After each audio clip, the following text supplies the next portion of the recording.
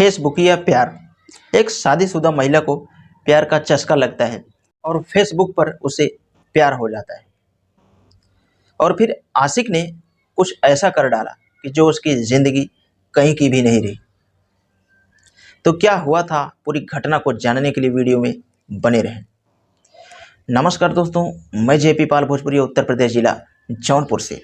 दोस्तों, यह घटना उत्तर प्रदेश के गाजियाबाद के थाना कवि नगर के संजय नगर इलाके की है। संजय नगर इलाके में सेक्टर 23 के टी ब्लॉक पर एक महिला रोड पर पड़ी हुई है। उसके ऊपर किसी ने तेजाब फेंका था। वह बिलख रही है, तड़प रही है। जो आसपास के लोग हैं उनके पास खड़े होकर उसका वीडियो बना रहे हैं। कोई भी उसको उठा करके ट्रीटमेंट करवाने के लिए नहीं लेके जाता है।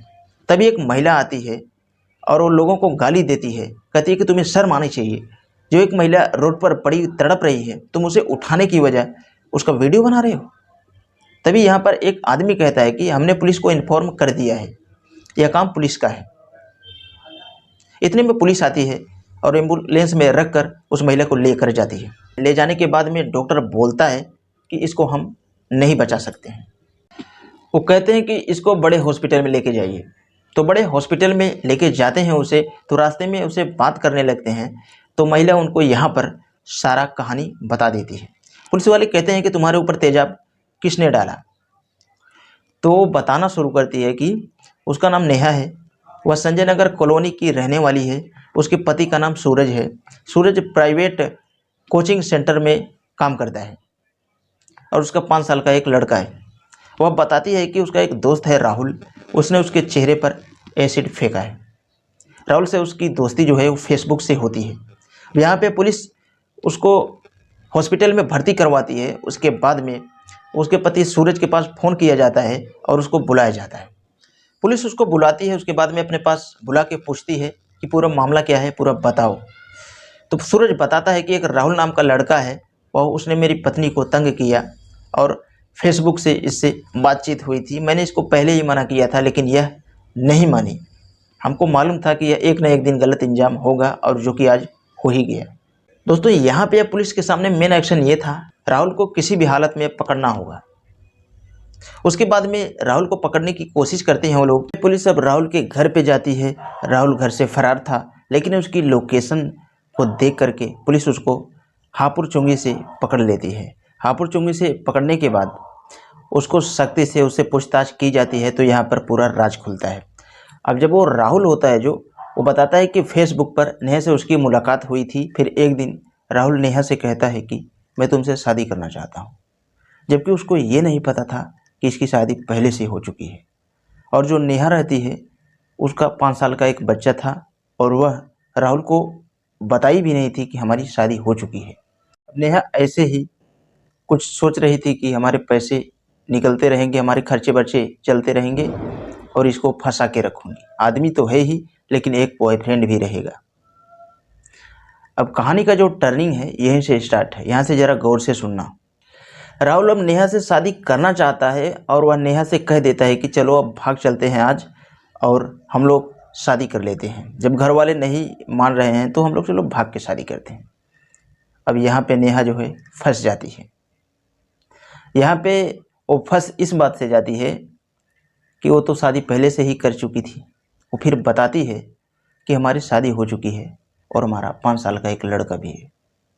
अब यह बात जैसे ही राहुल सुनता है उसके पांव तले ज़मीन खिसक जाती है, क्योंकि ये वो सोचा भी नहीं था कि उसकी शादी हो चुकी है। काफ़ी दिनों से उसके मोबाइल का रिचार्ज भी करवाता था और जो भी सारे खर्चे होते थे वो देखता था। वो इसलिए देखता था कि सोच रहा था कि आने वाले समय में हमारे इससे शादी होगा। लेकिन जब उसको पता चला कि इसकी शादी हो चुकी है और 5 साल का इसका लड़का है तो उसके पांव तले ज़मीन खिसक जाती है। लेकिन नेहा के अंदर ऊपर वाले ने इस तरह से प्यार करने की शक्ति दिया था कि वह उसके प्यार को फिर से मना लेती है।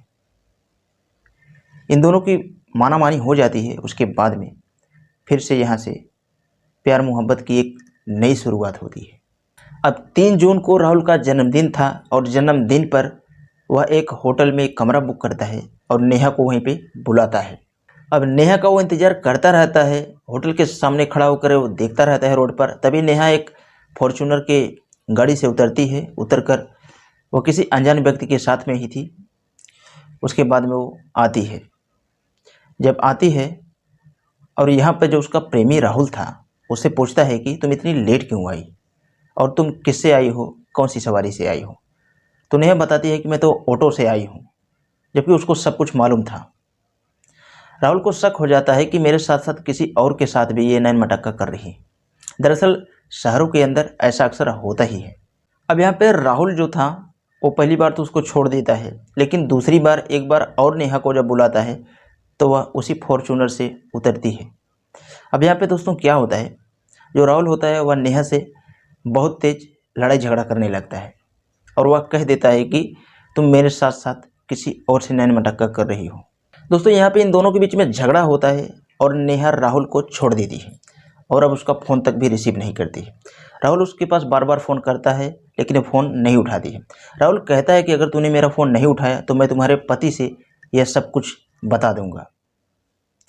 दोस्तों यहाँ पे राहुल जो होता है अपने एक दोस्त से बात करता है और उसे कहता है कि इसके पति को चल के इसकी शिकायत को दर्ज करते हैं। अब उसका सोच ये था कि अगर जब हम इसके पति से जाके पूरी कहानी को बताएंगे तो इसका पति गुस्से में आके इसे छोड़ देगा और फिर हम बाद में इससे शादी कर लेंगे। लेकिन यहाँ पे कहानी का जो दूसरा मोड़ है वो इस प्रकार है कि जो कि आपको सोचने और समझने पे मजबूर कर देगा। अब यहाँ पे वो अपने दोस्त को लेके निकलता है और जाता है उसके घर पे, और उसका जो आदमी था वो घर के सामने ही बैठा हुआ था और उससे जाके ये पूरी कहानी बता देता है। वो कहता है कि आपकी जो औरत है उससे हमारा सालों से प्रेम प्रसंग चल रहा है। जैसे ही ये बात इतनी बताता है तो कोई भी रहेगा वहाँ पे हैरान ही रह जाएगा। उसका आदमी तो हैरान होता ही है, लेकिन गुस्से में आके औरत अपने पति से बोलने लगती है कि ये एक लुच्चा लफंगा लड़का है और हमें फेसबुक पे कई दिनों से परेशान कर रहा है। वो अपने पति की तरफ से हो जाती है। उसके बाद में वहीं पे उसका पति और औरत दोनों लोग मार के इसको भगा देते हैं। घर से जैसे ही मार के भगाते हैं तो यह घर पे आता है और अपने एक दोस्त को मिलाता है और कहता है कि हमारे साथ में ऐसा ऐसा कारनामा हो गया है और इसका बदला लेना है हमें। और ये बदला लेने के लिए फिर यहाँ पे एक षड्यंत्र रचते हैं ये लोग। अब लड़के को मालूम था कि इसका जो 5 साल का एक छोटा सा लड़का है ये अपने बच्चे को कोचिंग से लेने के लिए वापस आती ही है शाम को। तो ये 5 बजे इंतज़ार में ही था कि जैसे ही वो आएगी और हम अपने षड्यंत्र के तहत इंजाम को देंगे। जैसे ही 5 बजता है वो अपने बच्चे को लेने के लिए कोचिंग सेंटर जाती है और कोचिंग सेंटर लेके जैसे ही आ रही थी उसके बाद में ये इसके मुंह पे तेजाब फेंकता है और तेजाब फेंक के फरार हो जाता है। और ये वहीं पे चीखती है, चिल्लाती है, इसकी आंखों में तेजाब चले जाते हैं और इसका चेहरा जो है झुलसने लगता है और ये अंधी होकर वहीं पे गिर जाती है। तभी वहाँ पे कुछ लोग आते हैं और इसका वीडियो भी बनाने लगते हैं, जबकि उन्हें पुलिस के पास फ़ोन लगाना चाहिए लेकिन फ़ोन नहीं लगाते हैं, पहले वीडियो ही बनाने लगते हैं। तभी वहाँ से एक स्कूटी से गुजरता हुआ आदमी आता है और रुकता है और उसके बाद में तुरंत पुलिस को ये पूरी जानकारी देता है। पुलिस मौके पर ही पहुँचती है और उस औरत को लेकर हॉस्पिटल में एडमिट करवाती है। अब पुलिस के सामने मेन बात ये थी कि ये वारदात किसने किया। जिसने भी इसके ऊपर तेजाब को डाला है उसको किसी भी हालत में पुलिस को पकड़ना था। तो 2 दिन बीतने के बाद में पुलिस कामयाब होती है और उन दोनों लोगों को गिरफ्तार करती है। गिरफ्तार करने से जब उनसे पूरी कहानी पूछती है और वो लोग जब पूरी कहानी को बताते हैं तो पुलिस वाले भी हैरान रह जाते हैं, क्योंकि एक प्यार का जो मामला होता है बहुत ख़तरनाक ही होता है, जो कि इन लोगों के साथ भी ऐसा ही हुआ था। पुलिस उन लोगों को पकड़ती है, फिर गंभीर धाराओं में मुकदमा दर्ज करके जेल में भेज देती है। तो इस कहानी के बारे में आप लोगों का क्या कहना है, आप कमेंट बॉक्स में अपनी राय जरूर दें। वीडियो बनाने का मेन मकसद समाज में जागरूकता को फैलाना है ताकि आप लोगों के साथ ऐसी घटनाएं कभी भी ना हो। वीडियो के आखिरी में बस इतना कहना चाहूँगा, अगर आप हमारे चैनल का वीडियो पहली बार देख रहे हैं तो हमारे चैनल को सब्सक्राइब कर लें ताकि कोई भी वीडियो लाऊं तो आप तक आसानी से पहुंच सके। तो आज के लिए बस इतना ही। मिलते हैं कल शाम 7 बजे किसी नेक्स्ट क्राइम स्टोरी के साथ।